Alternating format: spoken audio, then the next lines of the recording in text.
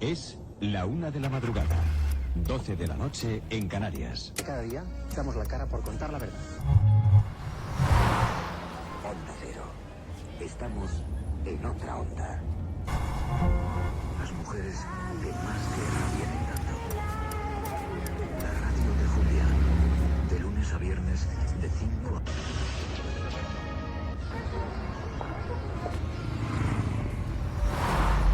a... Asesinó a Sonia, Natalia, Paqui, Merche y Amelia. Podemos estar hablando de un asesino en serie. Sus crímenes, especialmente el de la joven Sonia Rubio, conmocionaron a los vecinos de Castellón. Es escalofriante la trayectoria criminal de este hombre.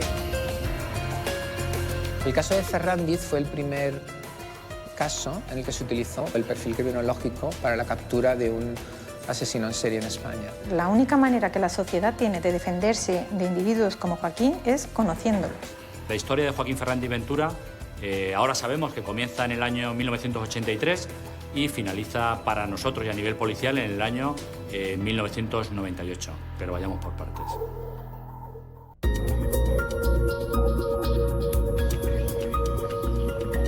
...3 de julio de 1995. Castellón amanece con la noticia de la desaparición de Sonia Rubio, una joven estudiante de inglés que acaba de regresar de Londres.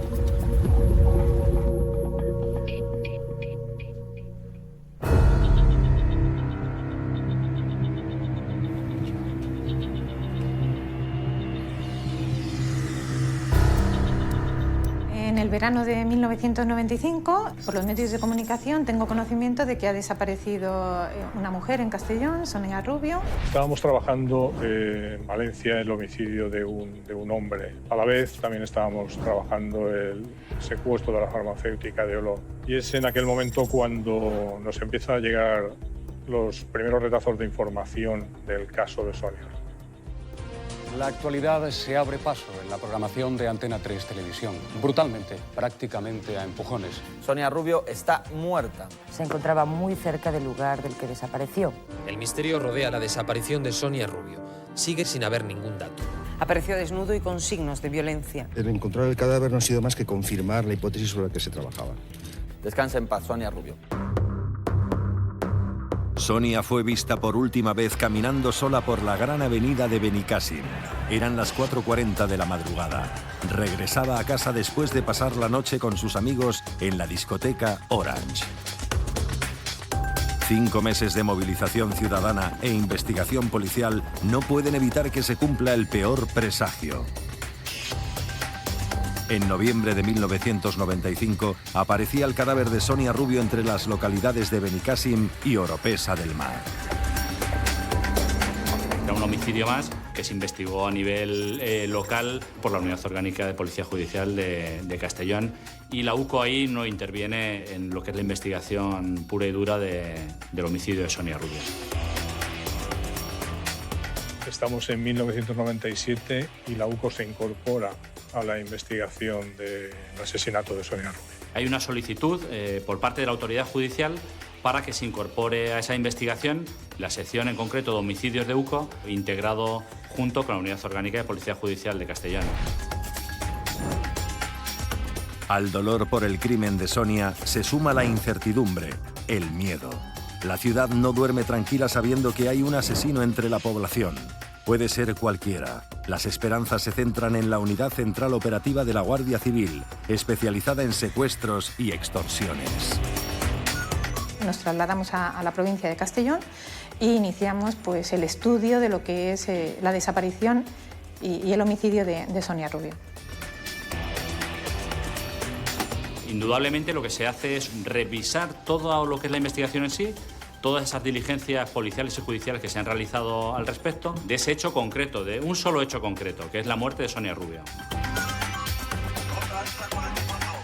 Han estado presentes los miembros de la Unidad Central Operativa de la Guardia Civil, una unidad especializada en la resolución de los crímenes más complicados. En sus 25 años de existencia han llevado a cabo operaciones como la liberación de la farmacéutica de Olot.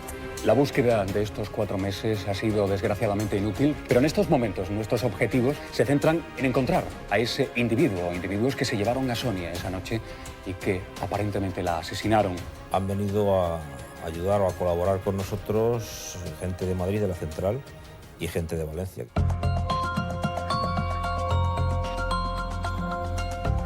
Realmente el trabajo que habían hecho los compañeros, tanto de la zona como de la Unidad Orgánica de Policía Judicial de Castellón, era un buen trabajo.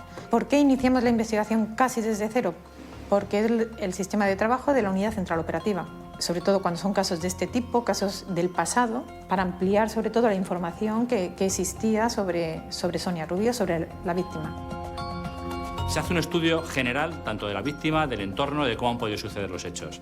Un dato, por ejemplo, importante para la investigación. Sonia Rubio aparece amordazada con una cinta adhesiva con unas dimensiones muy peculiares. Es una cinta tipo precinto, de color marrón, que tenía una anchura de 18 milímetros, que era muy rara esas medidas aquí en España. Se llega a la conclusión de que esa cinta no se ha elaborado en España.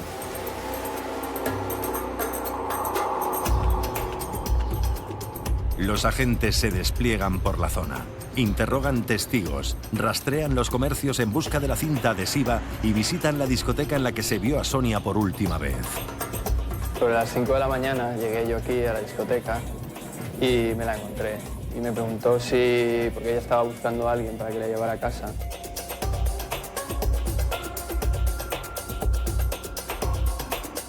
No hay rastro de pruebas o testigos oculares. En este punto, la UCO arriesga, traza una nueva línea de investigación, una técnica deductiva inédita en España. La operación Bola de Cristal viene dado por la dificultad que vimos que tenía el caso desde el primer momento. Después de analizar la información, alguien dijo, bueno, pues alguien debe pensar que tenemos una bola de cristal para saber qué ha ocurrido aquí.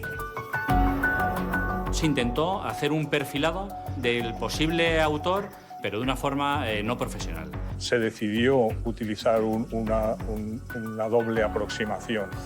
Una investigación, llamémosla más clásica, y una aproximación nueva. Surge la idea de realizar un perfil del posible agresor. Ninguno de nosotros éramos ni psicólogos ni criminólogos, con lo cual, bueno, era también osado en aquel momento y muy pretencioso, ¿no?, el llegar a perfilar a un criminal en serie como finalmente resultó ser Chimo, ¿no? La técnica llevaba apenas 20 años utilizándose en todo el mundo a través de los esfuerzos pioneros del FBI, y otras pocas policías tenían unidades de perfilación. Hoy en día prácticamente todas la tienen. En la UCO en los años 90 no teníamos ninguna formación en profiling. Nosotros empezamos a extraer información con los medios que teníamos. 20 años como investigador en el FBI. Su especialidad, los asesinos en serie. Esto es a lo que ha dedicado toda su vida Robert Ressler. Asegura que la inteligencia de muchos de ellos es próxima a la de un genio. Estudiar el aspecto de la escena es más importante que afirmar que ha sido apuñalado. Analizar psicológicamente al criminal para resolver los casos más complejos. Nombres como Robert Ressler o David Canter empiezan a estar en boca de los agentes de la UCO. Aprenden cómo analizar los hechos desde la perspectiva del autor. Poco a poco fuimos extrayendo aquella información de diversas fuentes. Luego Canter, por supuesto, también utilizamos su teoría sobre el perfil geográfico, que en este caso resultó también adecuado.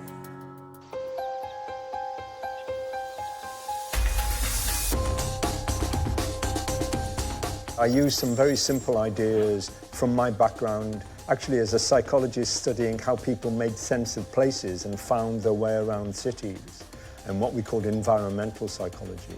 And because of that, I became involved in contributing to a whole range of police investigations. Veíamos que había otras formas de aproximarse a un asesino en serie o a un posible asesino en serie. ¿No? En aquel momento no lo sabíamos, lo intuíamos, pero no lo sabíamos. These series of murders around Castellón are really very interesting because they illustrate how he was thinking and how he was using the opportunities remarkably clearly.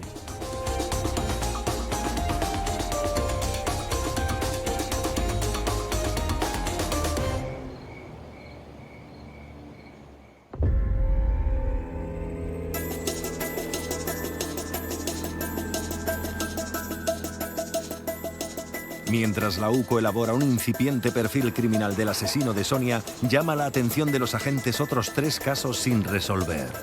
Sonia Rubio no es la primera víctima de todos estos hechos. Curiosamente, se aprecia que hay unos hechos, en concreto 3 homicidios que están sin resolver también en Castellón, en Borarriu, en la zona de Borarriu, de 3 prostitutas que trabajaban en un polígono industrial, la zona de La Raya, conocida en Castellón. Y a partir de ahí se ve que el modus operandi del autor de esos 3 homicidios es muy similar al de Sonia Rubio. Hasta 1995, Castellón es una tranquila ciudad española en la que apenas ocurren sucesos. Pero a partir de entonces, todo cambia. Otra vez una mujer sin ropa, en estado calavérico y encontrada a pocos metros de los otros cuerpos. Dado el estado de los restos, podrían haber sido enterrados hace más de 2 años. El primero de estos cadáveres apareció el 26 de enero del 96. Estaba completamente esqueletizado. Poco después, aparecían un segundo y un tercer cadáver. Nadie parecía dar crédito. Están tratando de digerir la noticia, como todos nosotros, como todos ustedes, suponemos. ¿Te pudiera pedir un deseo ahora, Pedro? Hombre, ¿cómo lo quieres? La primera desaparición es una prostituta, Natalia, que desaparece a mediados del año 95. Hay una prostituta que desaparece un tiempo después de esta primera, de Natalia. Luego sería, en cuanto en el tiempo, habría desaparecido Sonia Rubio. Y en agosto desaparece Mercedes Vélez Ayala, que es la tercera prostituta hallada muerta en Borarriu.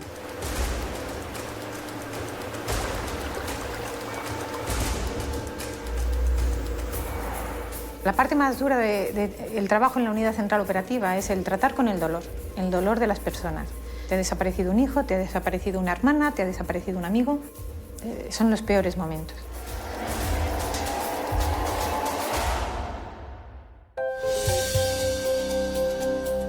La primera en desaparecer es Natalia, en mayo de 1995. Un mes después, desaparece su compañera Paqui. El 2 de julio, es vista por última vez Sonia, la joven estudiante. Unas semanas después, desaparece la tercera prostituta, Mercedes.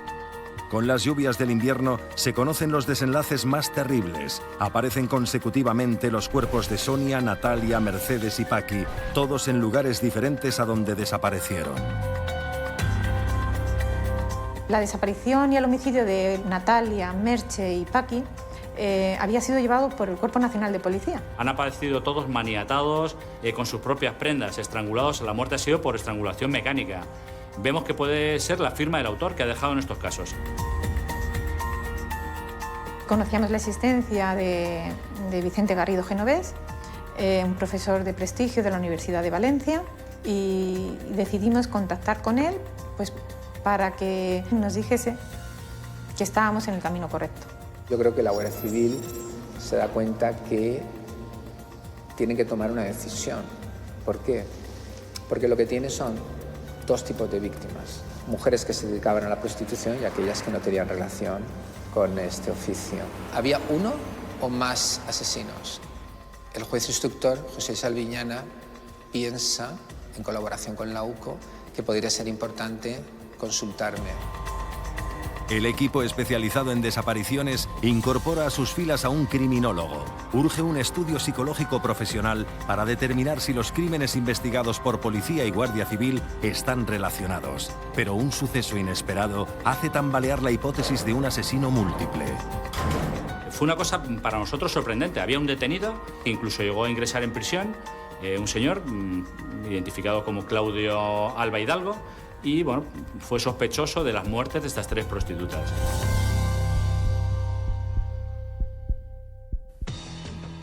Tres muertes, un sospechoso detenido y, sin embargo, no existen pruebas concluyentes que demuestren que Claudio asesinara a Francisca, Natalia y Mercedes.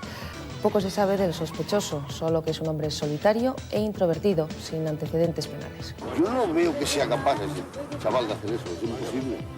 De verdad. De momento se desconocen las pruebas que tiene la policía para acusar a este hombre. El detenido ha negado los hechos ante el juez. Pese a ello, ingresó ayer en prisión. ¡Hijo de puta, cabrón! ¡Hijo de puta! En paralelo a la detención del camionero, Vicente Garrido se encierra en su despacho a diseccionar pruebas en busca de un hilo conductor de las 4 víctimas. En todos los casos hay una acción violenta primero, de control, luego hay un estrangulamiento.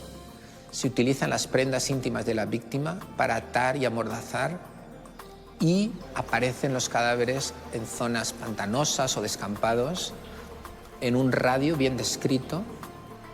Ese patrón es muy significativo. Por un lado, la experiencia del criminólogo tiene a los agentes concentrados en la posibilidad de que haya un asesino suelto sin identificar. Por otro, no hay crímenes mientras Claudio Alba está en prisión, un silencio que corrobora su culpabilidad. La UCO necesita desbloquear la situación para evitar más muertes. Primero han sido 2 prostitutas, luego una estudiante, luego una tercera prostituta. Seguimos buscando y aparece otra joven, también de Castellón, flotando en una balsa del término municipal de Onda.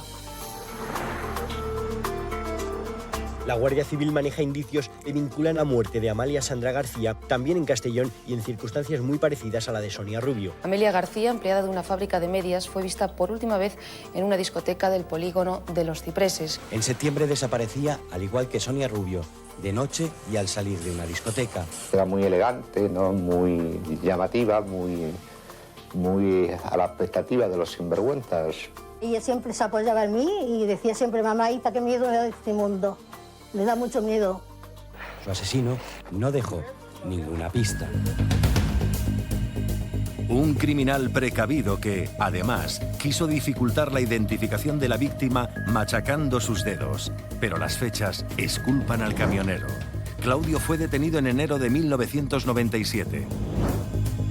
Aunque el cuerpo de Amelia fue encontrado un mes después, el informe forense data su muerte en septiembre de 1996. La posibilidad de un asesino en serie suelto sigue en pie. Vimos que había muchas víctimas de diferentes estratos y niveles sociales, pero todas con una firma concreta, una serie de parámetros que nosotros pensábamos que podíamos estar hablando del mismo autor. Hay cosas que coinciden. ¿De acuerdo? Por ejemplo, coincide el modus que se utiliza para maniatar a las víctimas. En todos casos estamos hablando de mujeres jóvenes, mismo tramo de edad, y cuerpos que aparecen completamente desnudos. Vicente Garrido Genovés lo que hace es decirnos que los 5 episodios pueden tener perfectamente un solo agresor. Las teorías del criminólogo no tienen fisuras.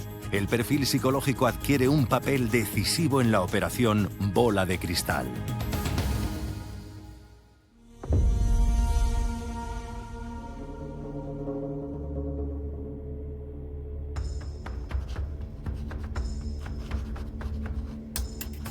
El caso de Joaquín Fernández fue muy importante para la criminología forense, para la investigación criminal, porque puso de relieve el valor de las ciencias del comportamiento en la investigación de un crimen. A serial killer is caused by incompetent police. That if the killer gets away with it, they become more dangerous. So if they can build up a picture that associates the information, that they can do much better. Un elemento muy importante del perfil fue, una vez que expliqué, ¿verdad?, que se trataba de un joven en torno a los 30 años, con estudios secundarios, que vivía solo, que tenía un buen trabajo, que tenía antecedentes de violencia, perfectamente integrado, que probablemente tendría relaciones muy habituales. Dije, y vivirá en la ciudad de Castellón. El asesino está en Castellón. There's an assumption that somebody who kills and goes on killing is some strange monster. But all criminals live relatively normal lives. If they were creeping around with their collars turned up, they would be very quickly recognized. So in fact, the majority of criminals do live ordinary lives. Kanter plantea que de manera inconsciente, si tú cometes diferentes crímenes, a partir de tu base de residencia intentarás diseminar, buscando diferentes radios o ángulos, las diferentes escenas de los crímenes. We have found that there are certain patterns in where crimes occur that are very important, that relates to how criminals make a decision. From that, I began to develop a whole theory of criminal geography. La teoría de la geografía del crimen diseñada por David Canter y su minuciosa aplicación al caso de Castellón va desentramando incógnitas. El asesino es un hombre escurridizo, perfectamente integrado en la sociedad, consumidor de ocio nocturno, con familia y trabajo fijo, un hombre atractivo y camaleónico. Había poca relación entre un asesinato y otro, con lo cual parecía que eran varios los asesinos, cuando en realidad se trataba de una misma persona. Ahí radicó la verdadera dificultad a la hora de resolver este caso. Un serial killer con residencia en Castellón. Let's assume that the opportunities for crimes, that the potential victims are evenly distributed around this area where he's living. The offender will go some distance away from where he has his base because around there he may be recognized. If he goes too far away, coming back is when they're dangerous. So there's some sort of, if you like, optimum distance. So the offender may go to some sort of location that is a comfortable distance away from their base. Hay poblaciones como Benicàssim, donde se lleva a cabo el primer crimen, el de Sonia Rubio, luego la zona de Oropesa, la zona de Ondara, el camino de Ondara, donde aparece la trayectoria del último crimen, que son puntos de referencia que están distribuidos proporcionalmente. Inconscientemente has desarrollado sendas o caminos cuya vinculación total te ubica a ti en el centro. If the opportunities are evenly distributed, he's going to go to some other location at some other distance. But now these two places are difficult for him, so he may go somewhere else. And then now it starts to get difficult. He may have to go back to somewhere close to where he's been. So it would suggest that the crimes that occur sort of close together in time will be farther apart.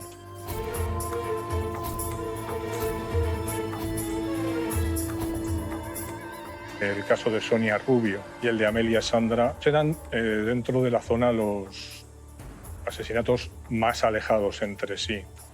Entonces, según la teoría del perfil geográfico de Canter, ese es el diámetro que crea el círculo en el que todo se desarrolla. Puedes trazar un círculo con los dos puntos más alejados y probablemente tu residencia estará en el centro. Of course, the really interesting thing is that what the police have is this.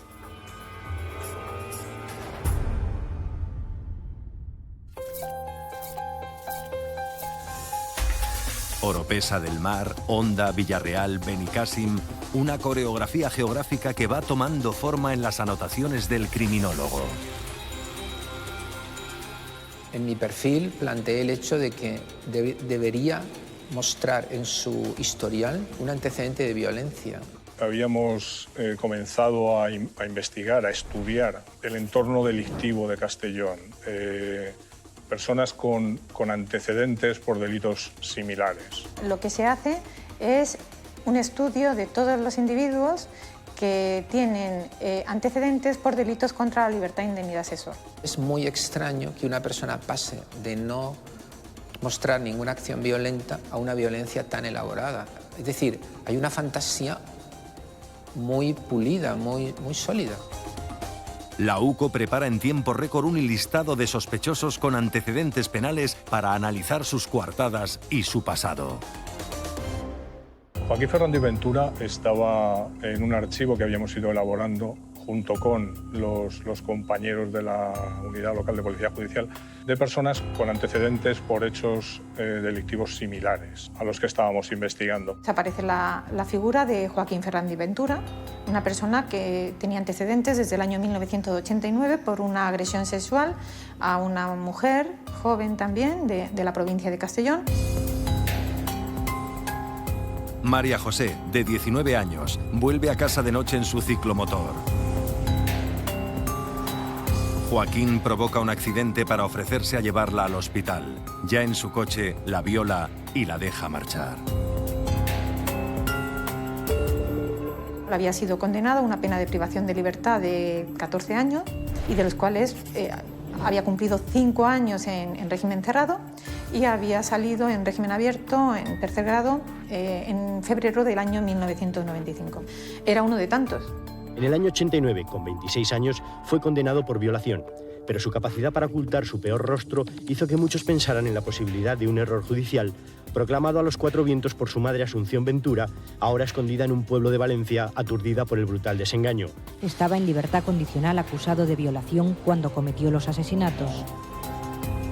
No se integró dentro de prisión con la gente que, con gente que tenía antecedentes, intentó desvincularse de la delincuencia común y hacerse pasar por un niño bueno cuando realmente estábamos hablando de un auténtico asesino.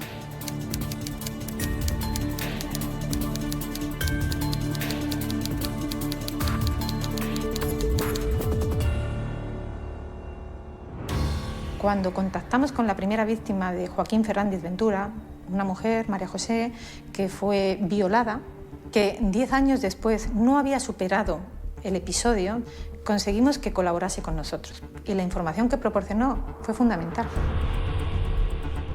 La UCO viaja en el tiempo, va conociendo a Joaquín a través de las mujeres de su pasado.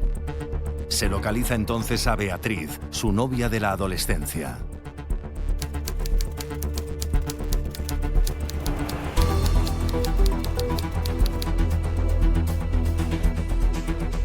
Unos años después, Beatriz rompe repentina y definitivamente la relación.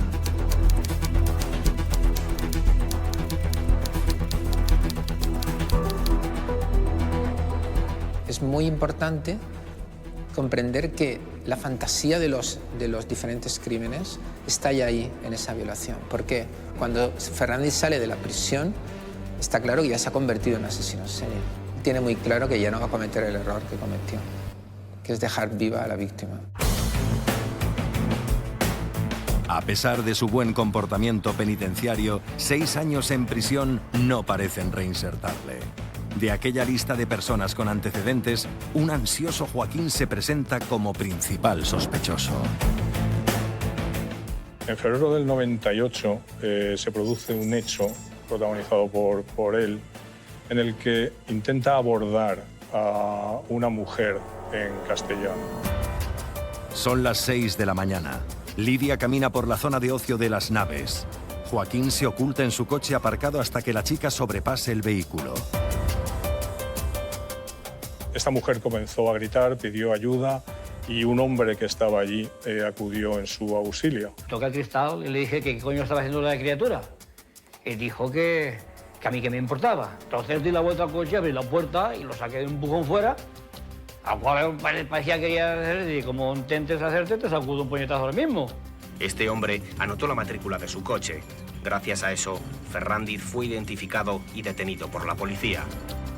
Aunque directamente él se persona en una dependencia policial a denunciar el caso, diciendo que ha sido el azar, ¿no? Una chica joven que se ha asustado cuando a altas horas de la madrugada le ha visto a él escondido orinando, realmente es lo que comunica, ¿no? Entre dos vehículos, que en ningún momento su intención fue agredirla, pero todo lo que rodea ese episodio nos hace desconfiar de él.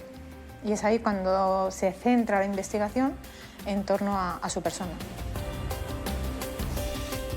Tras violar en 1989 a María José, asesinar a Paqui, Natalia, Mercedes, Sonia y Amelia e intentar agredir a Lidia, su instinto asesino no se consume.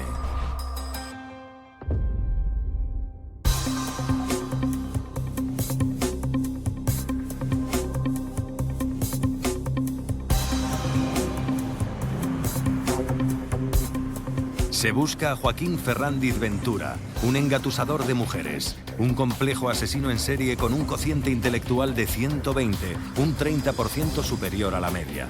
Un hombre de rutinas que desayuna con su madre y acompaña a sus novias hasta el portal. Un criminal enmascarado que mantuvo relaciones sexuales con algunas de sus víctimas antes de estrangularlas repentinamente. Un estafador sentimental que las atraía hasta su coche, del que nunca se bajarían por su propio pie.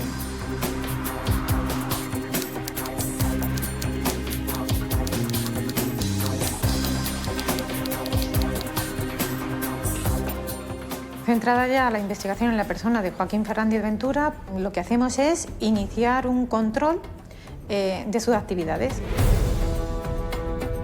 De lunes a viernes es una persona con una vida sumamente ordenada. Trabajo-casa, casa-trabajo. Se decide establecer única y exclusivamente el control de su persona durante los fines de semana, que es cuando su vida pues, sufre alteraciones. Verdaderamente lo que Chimo hace es buscar una nueva víctima. Entonces, si está buscando una nueva víctima, pues vamos a proporcionarla.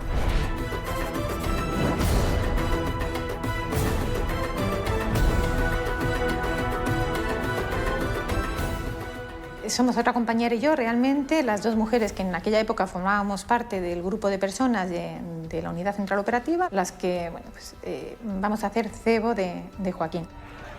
Dos agentes infiltradas recorren los bares expuestas a un ataque.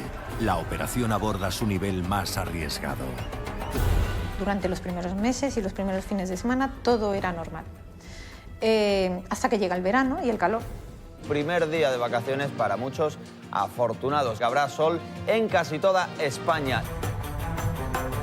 Sucede un acontecimiento muy importante y es un nuevo intento de homicidio. Una madrugada de sábado a domingo, le esperamos a la salida de su domicilio, le seguimos a los primeros locales que frecuenta y a mitad de la noche, de la madrugada, se traslada a la localidad de Benicàssim y concretamente entra en una discoteca. Como cualquier otra noche, se dedica pues, a tomar copas y a ojear.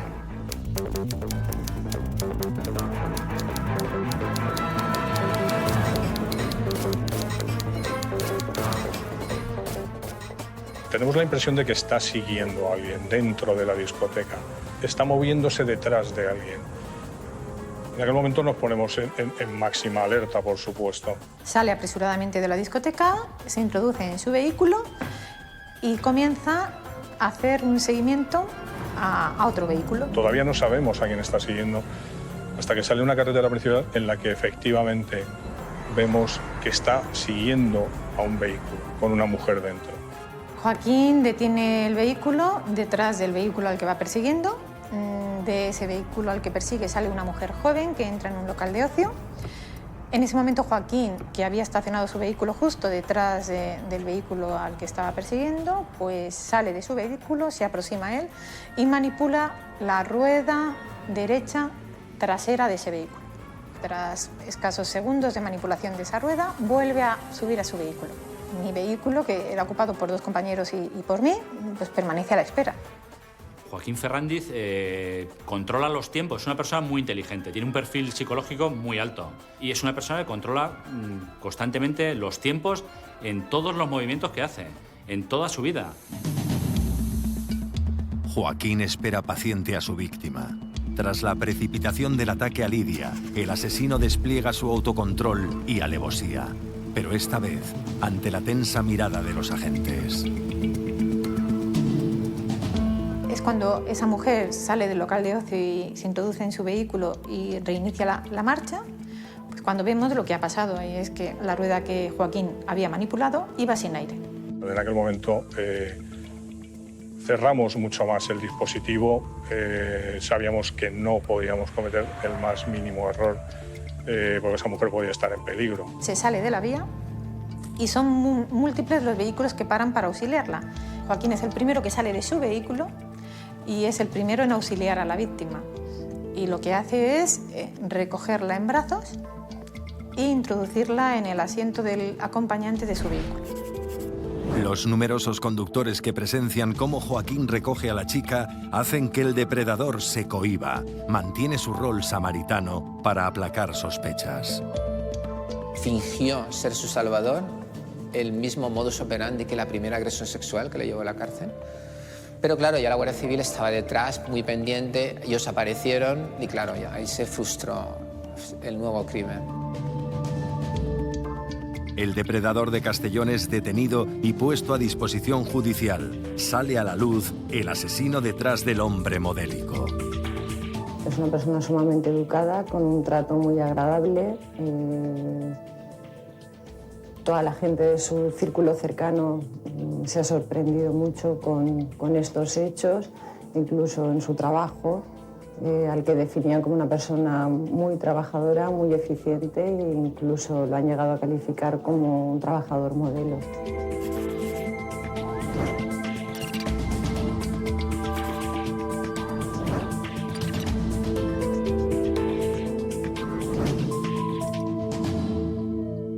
Cuando él ingresa en la cárcel como preso preventivo, está acusado del asesinato de Sonia Rubio. Pero es importante recordar que no hay pruebas que lo vinculen con ninguno de los otros crímenes. No dejaba de ser una hipótesis, porque no había nada que le incriminara directamente, aparte del perfil que lo vinculaba con los crímenes. Joaquín Ferrandis Ventura, este es el nombre del presunto asesino de Sonia Rubio. Cada vez gana más fuerza la teoría de que este hombre puede ser un asesino múltiple. El juez del caso, José Luis Alviñana, ordena un exhaustivo registro de 10 horas en el domicilio del sospechoso donde vivía con su madre.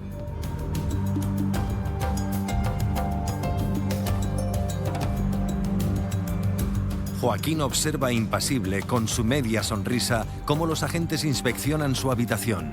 Encuentran un diario que comenzó a escribir en los 80, donde vuelca sus pensamientos sobre las mujeres.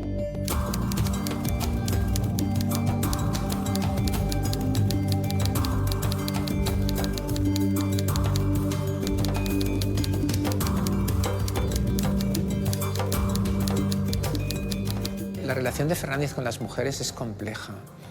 Cuando le entrevisté y le pregunté acerca de la motivación de los crímenes, él me dijo, no lo sé, pero debe haber algo sexual.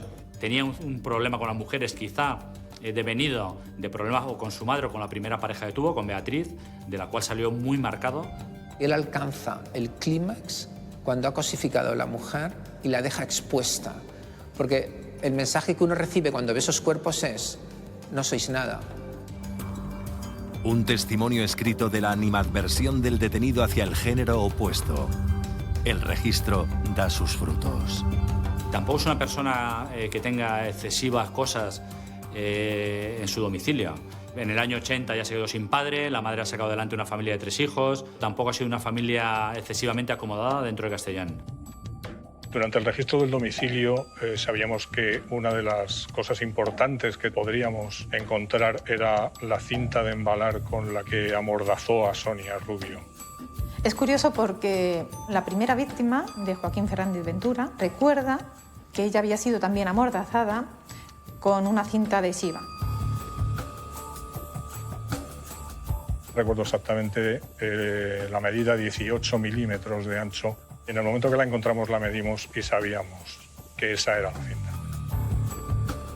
El padre de Joaquín Ferrandis Ventura era marino mercante y ese tipo de cintas o instrumentos que podía tener en casa pues podían provenir de cualquier tercer país, bueno, pues que esa medida fuera utilizada de forma habitual.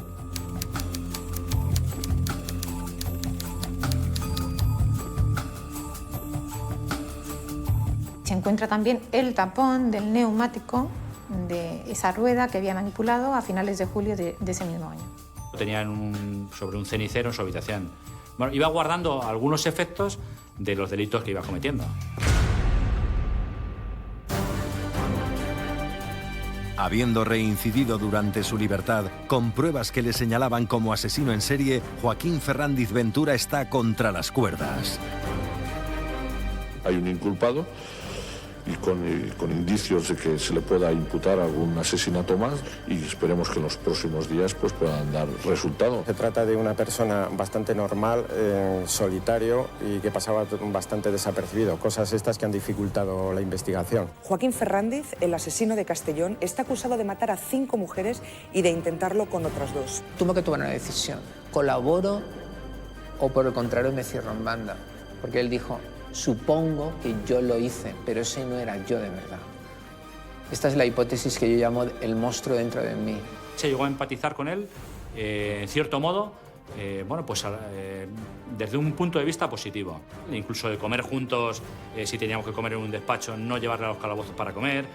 De ver que, bueno, pues que, joder, nos había engañado en cierto modo, habíamos tardado mucho tiempo en dar con él, que era una persona muy inteligente. Eso fue fundamental para el esclarecimiento de estos 5 homicidios, de estos 5 asesinatos.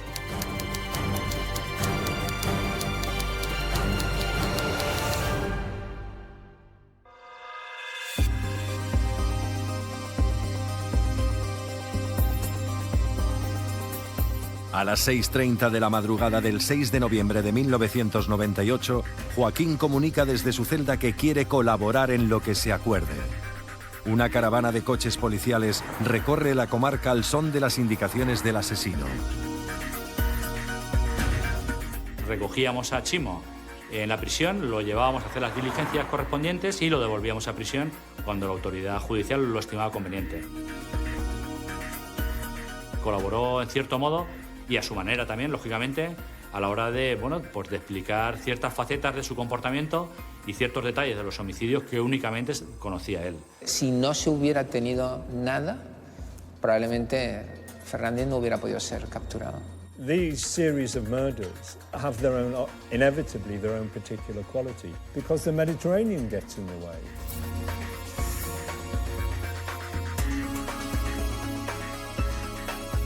It actually gives a limit to where he can operate around the Castellón. Para nosotros fue bastante importante el poder determinar que todo fue alrededor de Castellón.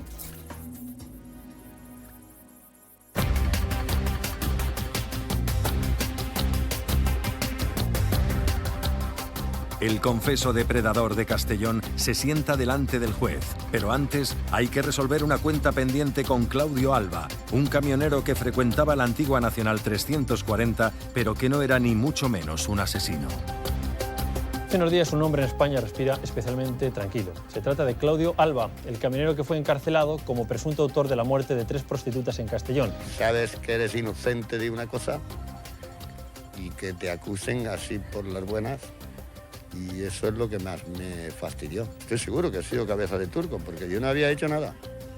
Entonces, si no haces nada y te meten preso, es porque eres un cabeza de turco. Hay un culpable que reconoce los hechos, hay unas pruebas contundentes que así lo atestiguan y hay un inocente que está ingresado en prisión por acusado de ser el autor de los homicidios de Natalia de Paqui y de Mercedes Vélez Ayala. Quedó, pues, posteriormente exonerado de toda responsabilidad, quedó en libertad y desgraciadamente al poco tiempo este hombre falleció.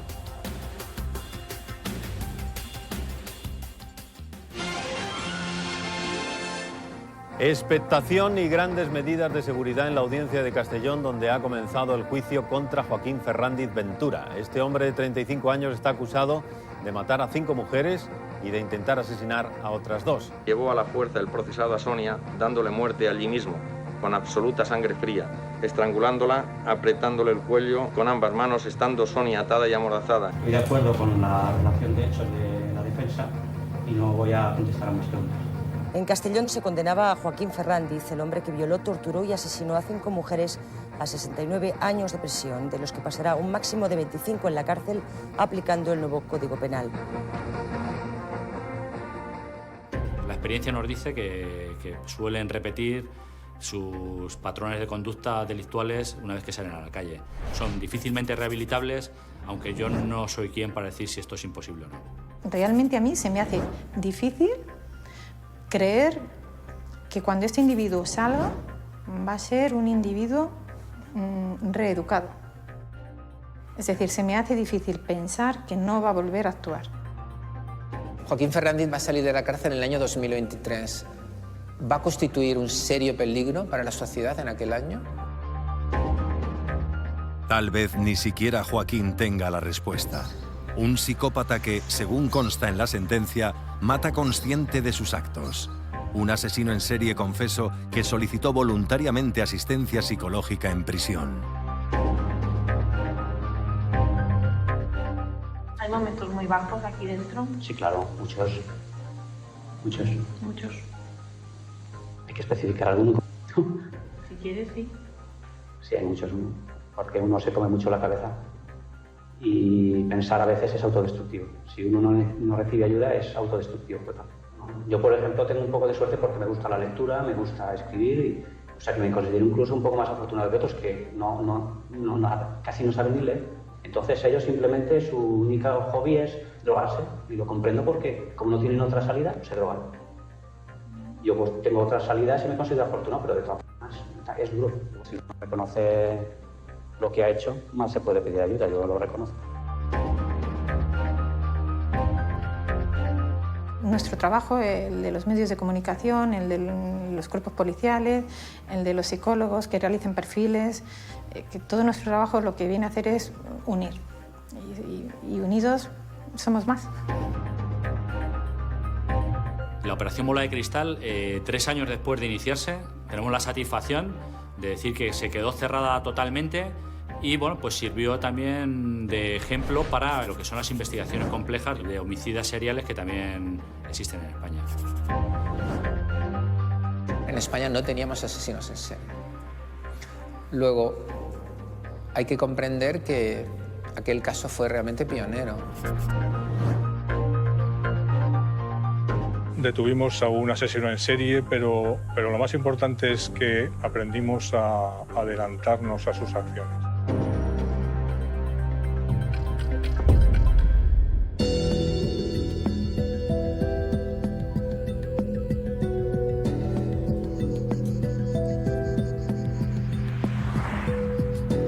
El depredador de Castellón ya tiene nombre y apellidos. Joaquín Ferrandiz Ventura cumple condena en la prisión de Herrera de la Mancha. Su identificación a través del profiling abre un periodo de éxitos en la criminología española con nuevas herramientas de trabajo. Se crea la sección de análisis de comportamiento delictivo de la Guardia Civil, un equipo de perfiladores criminales que estudian las formas de la maldad para frenar sus crímenes. La SAZ es una herramienta especializada dentro del resto de recursos que tiene Policía Judicial dentro de la Guardia Civil. En los años 90 en España, en las investigaciones policiales por el tema de desaparecidos, el tema de homicidios e investigaciones graves, no se utilizaba ni se llevaba a efecto ningún tipo de profiling ni perfilado criminal. Hasta entonces, no es que no se tuviera en cuenta, pero sí que es cierto que no había una unidad especializada como puede ser el SAC, que bueno, pues como unidad de apoyo es fundamental hoy en día y no se entiende las investigaciones sin su participación. Ferrandiz dio inicio a lo que podríamos denominar, con ironía, la época dorada del asesino en serie en España. En 10 años hemos tenido un número, para ser España, muy importante. Los cuerpos policiales en general y la Guardia Civil en particular toma conciencia de la importancia de formar a sus agentes tanto en la obtención y el análisis de evidencias físicas como en otras evidencias más comportamentales, psicológicas y que aportan nuevas hipótesis de trabajo a la hora de investigar un crimen. A famous psychologist once said that if psychology is any good, it gets given away. It becomes part of our understanding of the world. And that, to me, is how investigative psychology makes its contribution as part of the training and understanding of the police. Siempre suele haber algún hilo del que se puede tirar simplemente cambiando de perspectiva, cambiando el enfoque en el que se aborda la información que se tiene de ese crimen. A veces es información del contexto, a veces es información del entorno de la víctima, del entorno del lugar de la escena del crimen o de la escena de la desaparición. La cuestión es que muchas veces hay que verlo desde otra perspectiva. Un punto de vista comportamental gracias al cual la SAC está resolviendo los casos más turbios y complejos de la historia reciente de la criminología española. En su currículum brillan detenciones como la del pederasta de Torrelaguna, que tenía escondidos a 2 niños en un pozo, o la delicada Operación Nemo, una investigación azarosa que se selló gracias a la eficacia del profiling. El reto que tenemos en la SAZ es averiguar cómo es una persona, incluso cuando no se siente observada, incluso cuando nadie la ve. Cuando nada material, ningún testigo, ninguna prueba física te orienta sobre la investigación, una pregunta muy importante que hay que hacerse es ¿cuál es la fantasía de la persona que está cometiendo los crímenes? Yo creo que el trabajo que realizamos en la sección es un trabajo de muchísima calidad a nivel policial y de muchísima calidez a nivel humano, porque al fin y al cabo nosotros lo que tratamos de gestionar son comportamientos de las personas.